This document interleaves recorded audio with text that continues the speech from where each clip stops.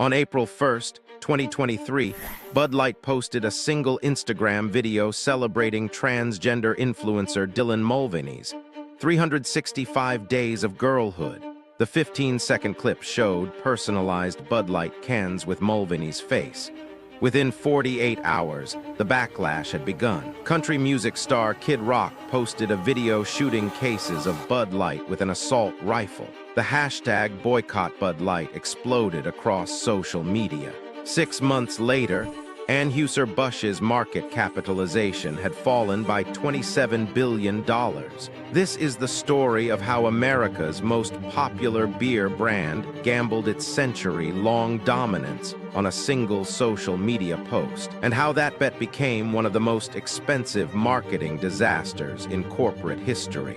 To understand the collapse, you need to understand the empire. Budweiser was founded in 1876 by Adolphus Busch, a German immigrant who wanted to create America's first national beer brand. By the 1950s, Budweiser and its lighter version, Bud Light, had become synonymous with American masculinity. Their advertising featured cowboys, athletes, blue-collar workers, the famous Clydesdale horses, and the This Bud's For You campaign that ran for decades. Bud Light launched in 1982 as the light beer alternative. By 2001, it had achieved something unprecedented. It became America's best-selling beer, a position it would hold for the next 22 years. By 2020, Bud Light commanded 18.6% of the entire U.S. beer market. That's not just market leadership. That's cultural dominance. The brand generated over $6 billion in annual revenue for parent company Anheuser-Busch InBev, making it one of the most valuable alcohol brands on the planet. But by 2023, Bud Light faced a problem advertising couldn't solve. The beer industry was shrinking. American beer consumption had fallen 5% over the previous decade. Younger consumers were drinking less beer overall, preferring craft brews, seltzers, or not drinking at all. Bud Light's core demographic, middle-aged American men, was literally aging out. Sales among 21 to 34-year-olds had dropped 20% since 2015. Competition was intensifying. Craft breweries had exploded from about 2,000 in 2010 to over 9,000 by 2022. Premium brands like Stella Artois and Corona were stealing market share. Even within light beer, rivals like Michelob Ultra were growing by positioning themselves as the healthier choice for fitness-conscious consumers. Bud Light responded with price cuts and volume discounts. It helped maintain market share, but it destroyed profitability. The strategic challenge was clear.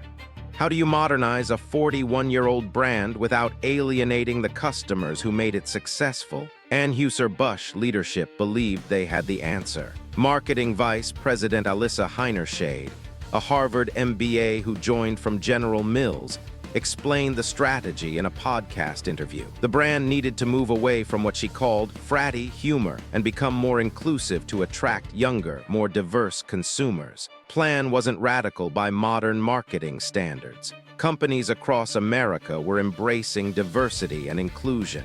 Target featured transgender models. Nike partnered with Colin Kaepernick. Even traditionally conservative brands were taking progressive stances. The logic seemed sound. Younger consumers increasingly valued brands that aligned with their social beliefs. Research from Edelman showed 64% of consumers would buy from brands that took stands on issues they cared about. But Bud Light wasn't Nike or Target. It was America's beer. Its customers weren't urban millennials shopping for athletic wear. They were predominantly white, male, and conservative. According to YouGov polling, Bud Light's customer base was 66% male and skewed Republican. These weren't people demanding progressive messaging from their beer. They wanted consistency, tradition, and to be left alone. The decision to partner with Dylan Mulvaney came from this broader inclusion strategy. Mulvaney, a 26-year-old transgender actress and social media personality, had gained massive followings on TikTok and Instagram by documenting her gender transition through a series called Days of Girlhood. By early 2023, she had partnered with major brands including Kate Spade, Nike, and Tampax. For marketing executives, she represented exactly what they were looking for: young, diverse, authentic, and influential with Gen Z consumers. The partnership wasn't massive. Unlike traditional celebrity endorsements worth millions, this was a simple gifting campaign. Bud Light sent Mulvaney personalized cans to celebrate her 365 days of girlhood milestone. She posted a single 15-second video on April 1st, 2023, showing the cans and talking about March Madness. No TV commercial, no major campaign launch, no press release, just one Instagram post to her followers. The reaction was immediate and far more intense than the company anticipated. Within hours, conservative commentators and social media users were calling for boycotts. Kid Rock, who had previously appeared in Bud Light commercials, posted a video of himself shooting cases of beer with an assault rifle while shouting profanities about the brand. Country music star Travis Tritt announced he was removing all Anheuser-Busch products from his tour hospitality riders. The hashtag Boycott Bud Light spread across Twitter, Facebook, and TikTok. Users posted videos dumping beer down drains, throwing cases into dumpsters, and switching to competitors. The controversy moved quickly beyond social media. Conservative podcasters, Fox News personalities, and Republican politicians amplified the outrage. Florida Governor Ron DeSantis called it woke corporate activism. Tucker Carlson devoted multiple segments to the issue. What started as online anger quickly turned into real-world consequences. Beer distributors across conservative states reported customers refusing deliveries. Bars in Texas, Florida, and other red state markets pulled Bud Light from taps entirely. Sales data from the first week showed a 17% drop compared to the same period the previous year. By the end of April, sales had fallen 23.6% year over year. The numbers kept getting worse. Anheuser-Busch's response was confusion and panic.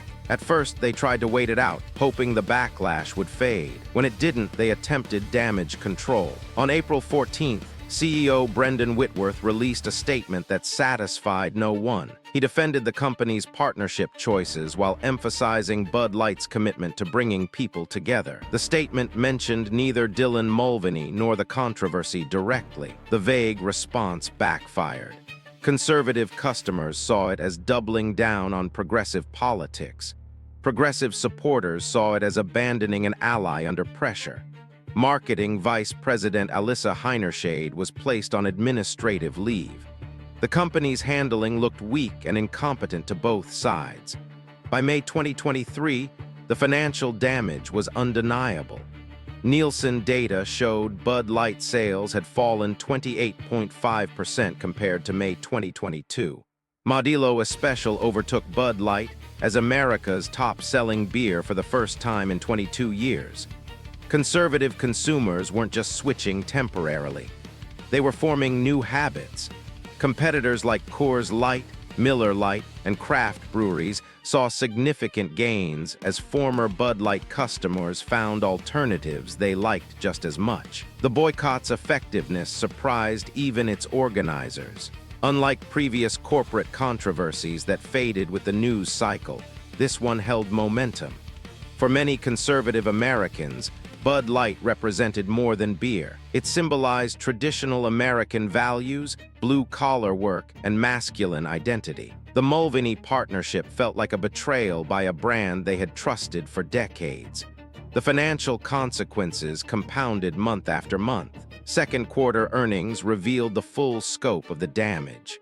North American revenues fell 10.5% year over year. Bud Light's market share dropped from 18.6% to 13.4% in just 6 months. Anheuser-Busch InBev stock price fell from $66 per share in March to $52 by September, wiping out $27 billion in market value. Leadership changes followed. By July, Alyssa Heinerscheid was permanently removed from her role and reassigned within the company. Other marketing executives quietly departed.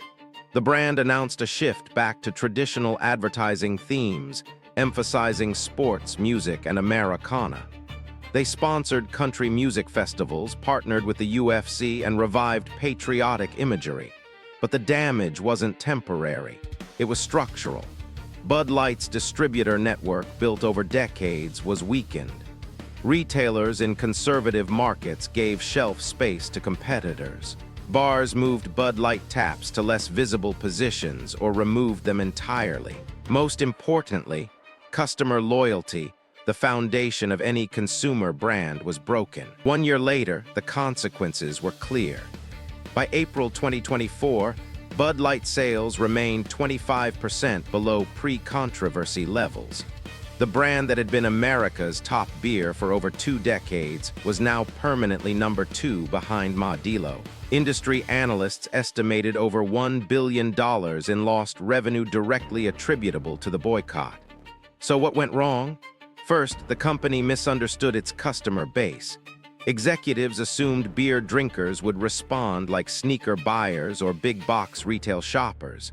They didn't. Bud Light's customers saw the brand as part of their cultural identity, not a platform for social messaging.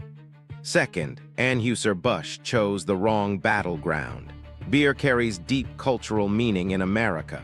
It represents tradition, community, and shared values. When brands step into political or cultural conflicts, the stakes aren't just commercial, they're emotional. Third, the crisis response was disastrous. The company abandoned its partner without explanation, failed to defend its decision, and refused to apologize clearly. Effective crisis management requires conviction or contrition. Bud Light offered neither. Here's the lesson for other businesses. Cultural relevance and customer relevance are not the same thing. You can earn millions of impressions and still lose billions in value. You can impress marketing professionals while alienating the people who actually buy your product. Attention without conversion isn't success. It's just expensive noise. In April 2023, Bud Light was America's most popular beer, a title it held for 22 years. One Instagram post and $27 billion later, it learned that some brands are too big to fail until suddenly they're not. The question is whether companies should take stands on social issues. The question is whether they understand the price of the stand they're taking. Bud Light thought it was buying the future. Instead, it sold its past.